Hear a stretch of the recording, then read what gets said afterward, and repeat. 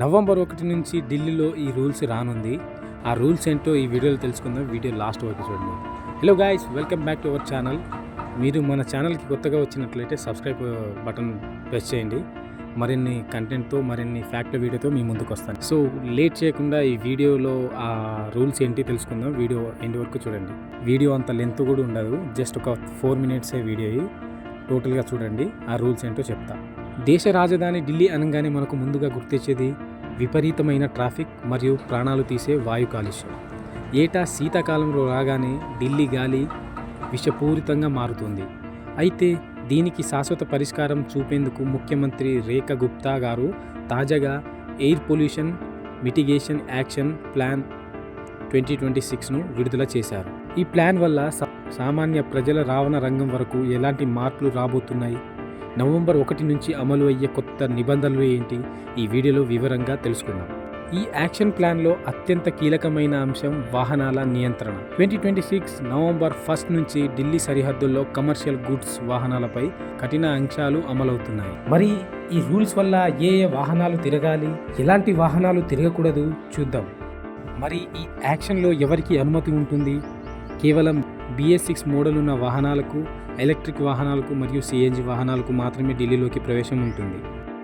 మరి ఈ యాక్షన్ వల్ల ఎవరికి నో ఎంట్రీ ఇస్తుంది?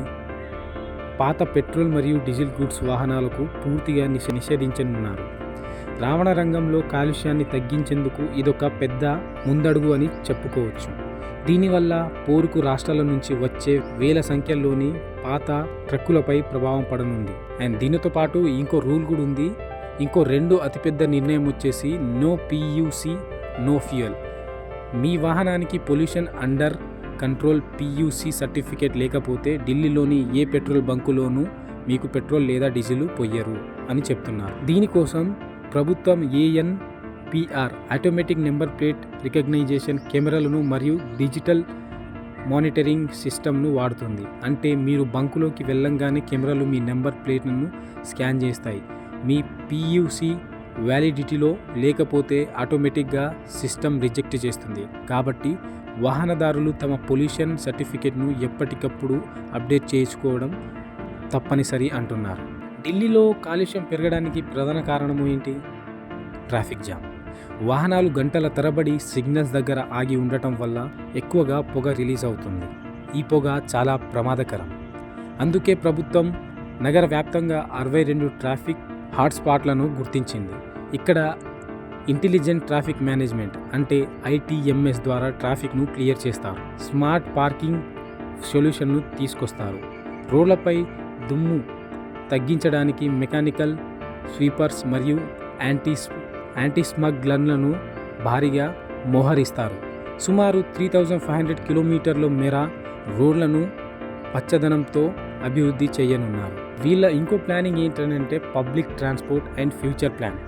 ప్రజలు సొంత వాహనాలను పక్కన పెట్టి ప్రజా రవాణాలను వాడేలా ప్రోత్సహించడానికి 2028-2029 నాటికి ఢిల్లీ బస్సుల సంఖ్యను 13,760కి పెంచాలని లక్ష్యంగా పెట్టుకున్నారు. ఇందులో మెజారిటీస్ ఎలక్ట్రికల్ బస్సులే ఉంటాయి. రాబోయే 4 ఏళ్లలో ఢిల్లీ అంతటా 32,000 ఎలక్ట్రికల్ ఛార్జింగ్ ప్లాంట్లను ఏర్పాటు చేయబోతున్నారు అని చెప్తున్నారు. అత్యంత కాలుష్యం ఉన్న రోజుల్లో ఆఫీస్ టైమింగ్స్ మార్చడం లేదా వర్క్ ఫ్రమ్ హోమ్ ఇచ్చేలా కూడా నిబంధనలు రూపొందించబోతున్నారు. ఫ్రెండ్స్, చూశారుగా, ఢిల్లీ ప్రభుత్వం తీసుకున్న ఈ నిర్ణయాలు చాలా కఠినంగా అనిపించినా భవిష్యత్తు తరాల ఆరోగ్యానికి ఇవి ఎంతో అవసరం. కేవలం ప్రభుత్వం మాత్రమే కాదు, పౌరులుగా మనం కూడా మన వాహనాలను కండిషన్లో ఉంచుకుంటూ కాలుష్యం నియంత్రణలో భాగస్వాములుగా కావాలి. మరి ఈ నో PUC నో ఫ్యూయల్ లాంటి రూల్స్ మన రాష్ట్రంలో కూడా ఉంటే బాగుంటుందని మీరు అనుకుంటున్నారా? మీ అభిప్రాయాన్ని కామెంట్ చేయండి. ఈ వీడియో మీకు నచ్చితే లైక్ చేయండి, మీ ఫ్రెండ్స్ అందరికీ షేర్ చేయండి. ఇలాంటి మరిన్ని ఇంట్రెస్టింగ్ వీడియోస్ కోసం మన ఛానల్ని ఇప్పుడే సబ్స్క్రైబ్ చేసుకోండి. జై హింద్, జై భారత్.